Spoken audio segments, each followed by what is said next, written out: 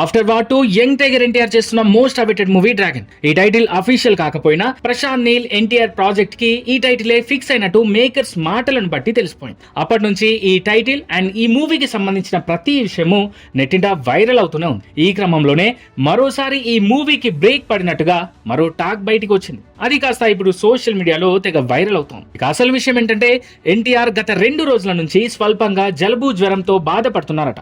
నిర్వధికంగా shooting లో పాల్గొనడం వల్ల అలసట కారణంగానే జ్వరం వచ్చినట్టుగా డాక్టర్స్ సూచించారట. కనీసం 3 రోజుల విరామం అవసరమని చెప్పారట. అందుకే డ్రాగన్ సినిమా షూటింగ్ కి బ్రేక్ ఇచ్చి రెస్ట్ మోడ్ లోకి వెళ్లాడట ఎన్టీఆర్. దీంతో ప్రస్తుతానికి డ్రాగన్ సినిమా షూటింగ్ ఆగిపోయినట్టుగా తెలుస్తోంది. ఇక ఈ సినిమా షూటింగ్ రామోజీ ఫిలిం సిటీలో వేసిన భారీ సెట్ లో జరుగుతోంది. గత వారం రోజులుగా భారీ యాక్షన్ సీక్వెన్స్ ని తెరకెక్కిస్తున్నాడు డైరెక్టర్ ప్రశాంత్ నీల్. త్వరలోనే షూటింగ్ మళ్ళీ మొదలు కానుందని, 2026 జూన్ లో ఈ సినిమాను ప్రేక్షకుల ముందుకు తీసుకొచ్చే అవకాశం ఉందని ఇన్సైడ్ టాక్.